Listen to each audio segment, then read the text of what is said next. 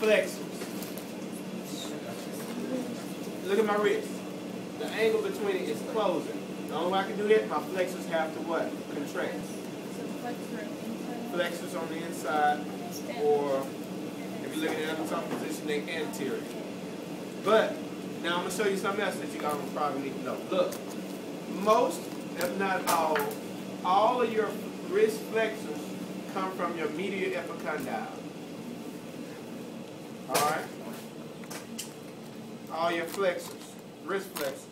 Now, your wrist extensors, Mr. Gilmore, come from your lateral epicondyle. So when you have people talking about their golf game, you can tell whether or not they call it a golfer's elbow or tennis elbow. Alright? Alright, so let's look at this. When this cat is laying like this here, is that face down? Face down, we like stuff. What? I didn't do the same thing. Everybody laughing. Look. Mine your way. See if we can get this right. This is usually the hardest one, but we're going to make it work. We're going to get it right. Me and technology, we all right.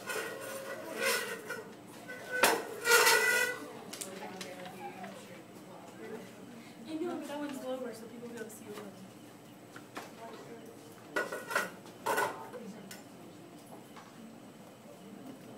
Once we get that right, we can get it in. That's the best we're going to do. Okay, let me steal my boy utensils. He gave it to me. Now, y'all going to notice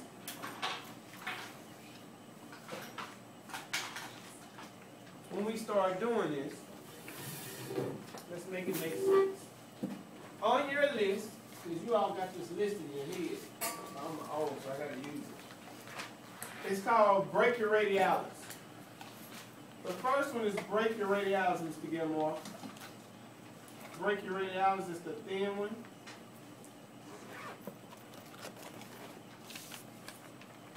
Now, let's watch this, but that's just a nerve.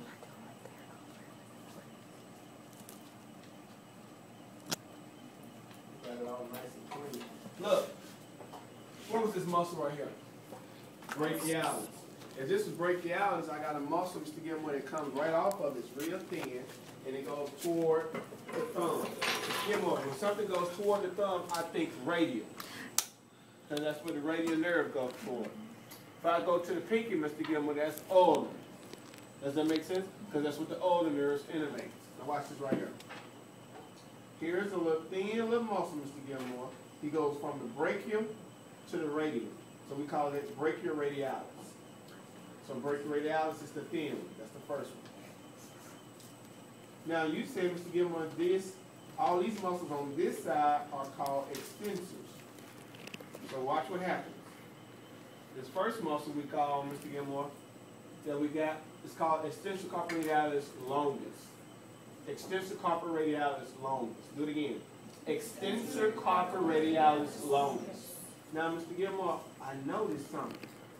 I was looking up in this, looking at the cat this weekend, and I noticed there's a smaller one that comes from the same group. But you gotta watch it. I would have never saw this, Mr. Gilmore, until I was playing around with the cat, and all of a sudden I noticed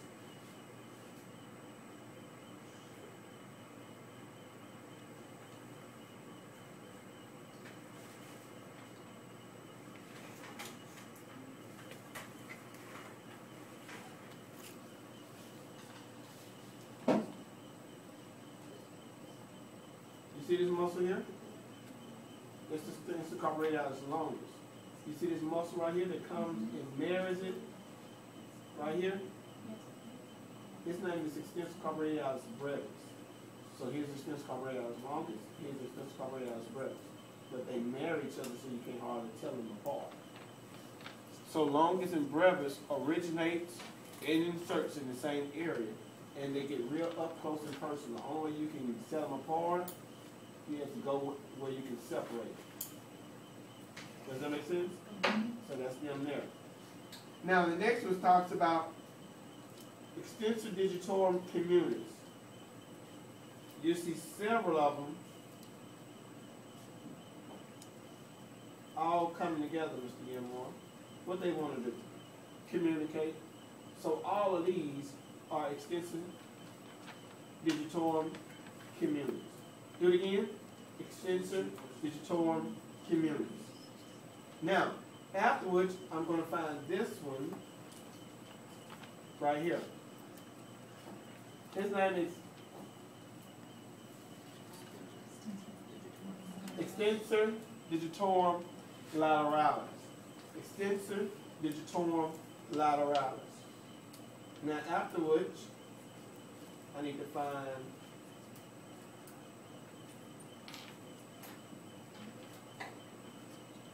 this one. And all of these, the way you look at them is really the tendon, where they come together. The last one, Mr. Gilmore, notice, his name is going to be ulnaris because he's going toward the pinky. So if that much is true, Mr. Gilmore, what you going to call him? Extensor carpi ulnaris. Extensor carpi ulnaris. Now watch what we're going to do in order to get the rest of them right. Here's what I'm going to do.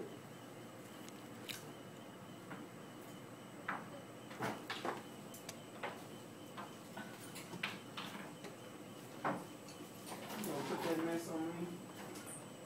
Put it right back on me.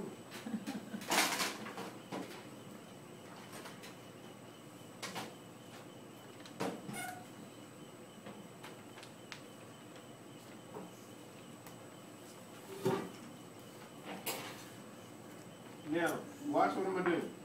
I'm going to identify this one, and I'm going to identify this one. When I do that, I'm pretty much home free. I'm going to show you one more to identify too.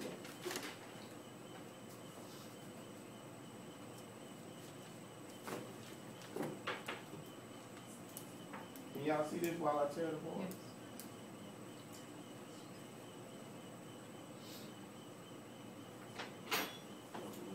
Yes.